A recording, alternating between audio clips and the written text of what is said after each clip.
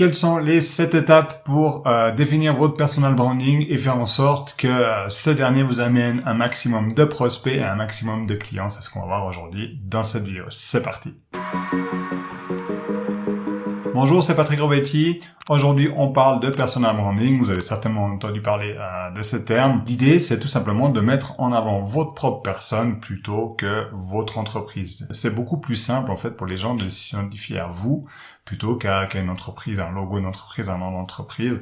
Finalement, les gens, ils ont envie de s'identifier à un humain. Donc, comment procéder? Quelles sont les 7 étapes? La première étape, c'est tout simplement de définir vos objectifs. On commence toujours par définir des objectifs. Donc, quels sont vos objectifs à les 6-12 mois? Il n'y a pas besoin de voir plus loin et non plus pas trop proche. Pourquoi? Parce que le personal branding prend du temps à mettre en place et à donner des résultats.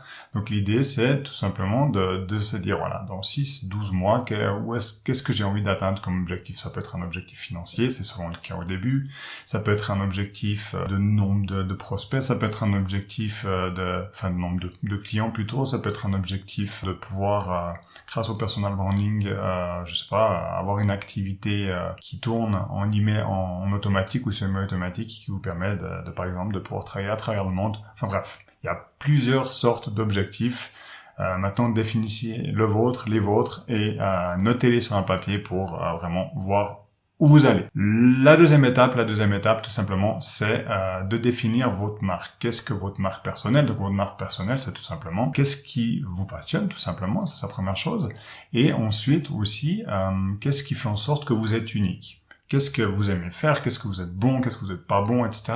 Listez tout ça en gardant toujours en tête le côté passion parce que c'est le côté le plus important et notez tout ça à nouveau pour vraiment pouvoir ensuite différencier ce qui vous rend unique vous par rapport à vos concurrents, à d'autres entreprises, d'autres entrepreneurs. Donc ça, c'est la deuxième étape, définir votre marque.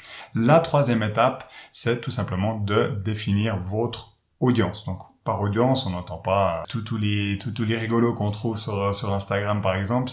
L'idée, c'est vraiment de définir une audience idéale. Donc, une audience idéale, c'est vos clients idéaux.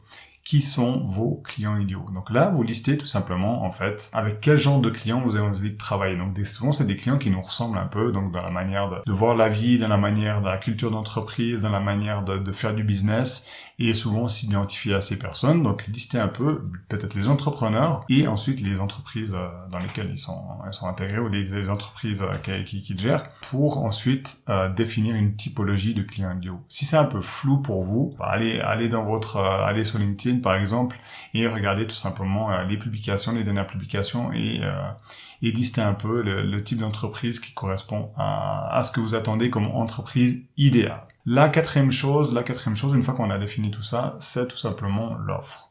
Donc, par offre, j'entends pas nécessairement tout votre catalogue d'offres ou de services.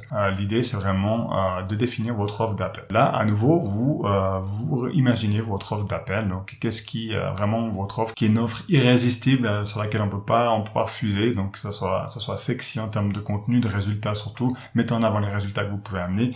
Et à nouveau, listez tout ça et définissez ensuite un prix. À nouveau, le prix, soyez pas trop bas. L'idée, c'est pas d'être le meilleur marché. Le plus intéressant, le plus important, c'est la valeur perçue qu'auront les gens. Donc, n'hésitez pas à avoir un prix assez élevé pour aussi pas devoir courir après 500 clients par mois pour être rentable. Donc, voilà. Une prestation, un prix, ça sera vraiment le prix d'appel qu'on pourra après tester et faire évoluer en fonction de votre stratégie et de vos retours sur investissement de votre stratégie de personal branding. Ensuite, cinquième étape, c'est tout simplement, là on va parler de contenu, donc stratégie de contenu. Qu'est-ce que vous allez faire? Votre calendrier éditorial, qu'est-ce que vous allez publier, sur quelle plateforme, à quelle fréquence, et voilà. Et tourner autour de vos thématiques de base. Donc l'idée, c'est de définir 2 thématiques de base, bien sûr, qui sont en relation avec vos clients idéaux, avec les services que vous allez proposer.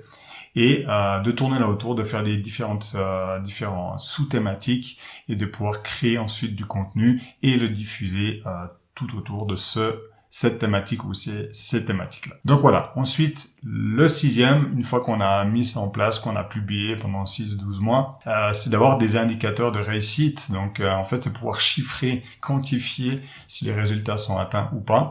Et pour ce faire, on met en place des chiffres clés, des méthodes de mesure clés qui vous permettent justement de déterminer les résultats de toute votre stratégie de personal branding. Ce qu'il faut savoir, c'est que c'est pas nécessairement facile de dire de donner l'impact de votre stratégie de personal branding, parce que souvent c'est indirect. Donc oui, les gens vont vous voir par exemple sur LinkedIn, ensuite ils vont vous voir sur YouTube, et après YouTube, ils vont peut-être s'inscrire à votre newsletter, et ensuite ils vont vous contacter pour vos prestations. Donc ça fait quand même beaucoup d'étapes où c'est toujours très difficile en fait à la fin d'identifier la provenance et surtout quelle action, quelle stratégie a amené des résultats. Donc voilà. Mais c'est bien quand même d'avoir des indicateurs pour voir. Pas nécessairement des indicateurs de vue, ça c'est sympa, c'est des vanity metrics, au début c'est pour flatter l'ego, mais peut-être l'engagement que ça suscite vos publications, et ensuite le nombre d'inscrits à votre newsletter, le nombre de contacts, le nombre de leads qualifiés, et ainsi de suite, et ainsi de suite. Donc voilà.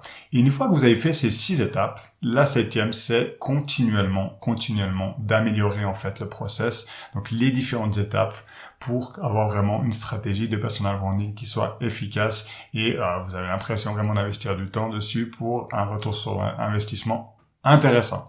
Donc, si on résume les 7 étapes, la première, définir vos objectifs, la deuxième, définir votre marque, la troisième, définir vos clients idéaux. La quatrième, définir votre offre de base, votre offre d'appel. La cinquième, c'est définir vos stratégies de contenu. La sixième, c'est tout simplement de définir des indicateurs de réussite.